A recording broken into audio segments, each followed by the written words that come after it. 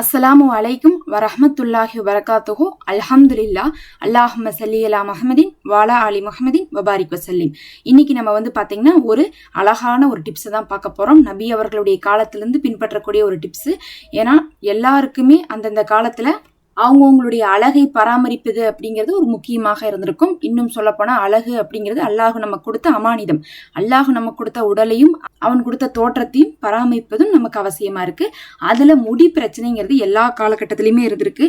அதிகமாக முடி கொட்டுவது, தலையில ஒரு இடத்துல மட்டும் முடி வளராம இருப்பது, சீக்கிரமாவே ஒயிட் ஹேர் வர்றது, இன்னும் பாத்தீங்கன்னா ஸ்பிளிட் எண்ட்ஸ் வருது. ஸ்பிளிட் எண்ட்ஸ்னா என்னது? முடியுடைய கடைசியில வெடிச்சிருக்கும், அந்த மாதிரி வருது. ரொம்ப ட்ரை ஆகிறது, அந்த மாதிரி இருக்கிறாங்கல்ல, எல்லாருக்குமே இது ரொம்ப சிறப்பா இருக்கும். முடி சார்ந்த எல்லா பிரச்சனையுமே உங்களுக்கு போக்கும். முக்கியமா முடி வளர்ச்சியை மேலும் மேலும் தூண்டக்கூடியதாக இருக்கும். இது பாத்தீங்கன்னா நபி அவர்களே சொல்லியிருக்காங்க, கருஞ்சீரகத்துல மரணத்தை தவிர எல்லாத்துக்கும் மருந்து இருக்குன்னு இருக்காங்க. மரணிக்கிறத தவிர மற்ற எல்லா விஷயத்தையுமே நம்ம இதை கொண்டு பெற்றுக்கொள்ள முடியும்.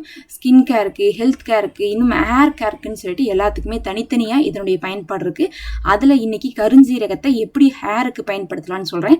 கருஞ்சீரகம் ரொம்ப விலை கம்மியா தான் விற்குது. மல்லிகை கடையிலே இப்பெல்லாம் என்ன ஆயிடுச்சு, கிடைக்க ஆரம்பிச்சிச்சு. அப்படி இல்லாட்டினாலும் டிபார்ட்மெண்டல் ஸ்டோர்ல வாங்கிக்கோங்க.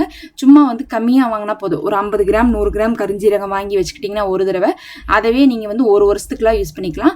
நான் சொல்றது ஒரு ஸ்பூன்னா பாத்தீங்கன்னா 10 கிராம் என்னன்னா 100 ml எண்ணெய்க்கு எடுத்துக்கணும். நம்ம 100 ml தேங்காய் எண்ணெய் எடுத்து வச்சுக்கோங்க. 10 கிராம் பாத்தீங்கன்னா கருஞ்சீரகத்தை எடுத்துக்கோங்க. அந்த கருஞ்சீரகத்தை மட்டும் வானிலையில போட்டு வறுத்துக்கோங்க. நல்லா திக்கா இருக்கக்கூடிய பாட்டம்ல பேன் எடுத்துக்கோங்க. அதாவது நம்ம வீட்டுல இரும்பு சட்டி இருந்தா இரும்பு சட்டி எடுத்துக்கலாம். இல்ல நல்லா கெட்டியா இருக்கிற மாதிரி இருக்கக்கூடிய பாத்திரம் எடுத்துக்கோங்க. இல்லாட்டினா சீக்கிரம் கருகி போயிடும். அதனால நம்ம சொல்றோம், ஒரு ஸ்பூன் எடுத்து வறுத்துக்கோங்க. நல்லா வறுத்ததுக்கு பிறகு ஆற விடுங்க. ஆற விட்டு அதை அரைச்சு பொடி பண்ணிக்கோங்க.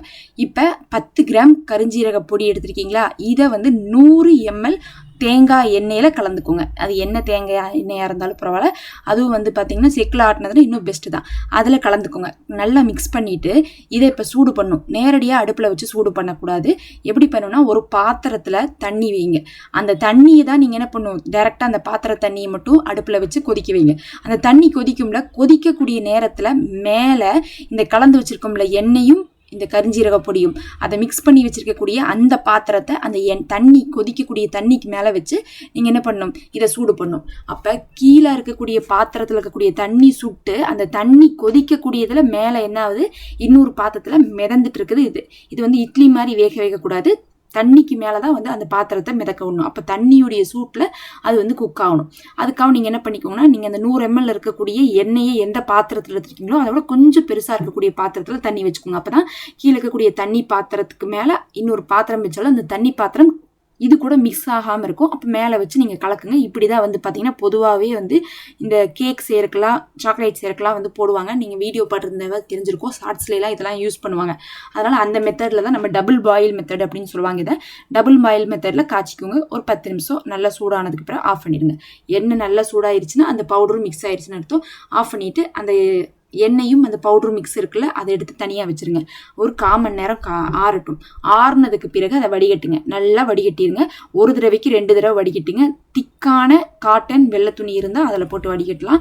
இல்லாட்டினாலும் நல்லா ஒரு தடவைக்கு 2 தடவை வடிகட்டி கொஞ்சம் கூட அந்த பவுடர் இருக்கும் பாருங்க, அந்த பவுடர் நம்ம எடுத்துடணும். ஏன்னா அந்த பவுடர் எண்ணெயோட மிக்ஸ் ஆகி தேவையான சத்து கிடைச்சிருக்கும். அது போக இருக்கிறது கசடு தான். அந்த கசடை நம்ம என்ன பண்றோம், வடிகட்டி எடுத்துடணும். சிலர் அந்த கசடோட போடுவாங்க. அப்படி போட்டா என்ன ஆகும்னா, அது ஸ்கேல்ப்ல போய் ஒட்டிக்கும். ஒட்டினா என்ன ஆகும்னா பொடுகு வரும் உங்களுக்கு. அதனால நம்ம சொல்றோம், அந்த மாதிரி போடாதீங்க. எப்பயுமே எண்ணெயில போட்டு காய்ச்சுற மூலிகைகளை தூக்கி வீசுறதா பெஸ்ட். அதை நம்ம தலையில போடுறது நமக்கு பொடுகை கொடுக்கும். அப்ப என்ன பண்ணணும், நீங்க அதை வடிகட்டினதுக்கு பிறகு வடிகட்டின எண்ணெயை மட்டும் நீங்க என்ன பண்ணலாம், எப்பவும் போல எண்ணெய் பயன்படுத்தக்கூடிய நாட்கள்ல அதை பயன்படுத்திக் கொள்ளுங்க.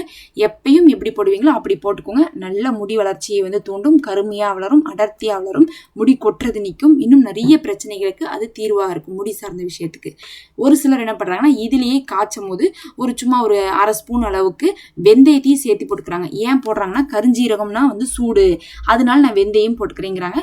கருஞ்சீரகம் சாப்பிட்டா சூடுதான். ஆனா நம்ம தலைக்கு அப்ளை பண்ணும் போது அதை நம்ம ஃபாலோ பண்ணுமா அப்படிங்கிறது பாத்தீங்கன்னா நான்லாம் ஃபாலோ பண்றது கிடையாது.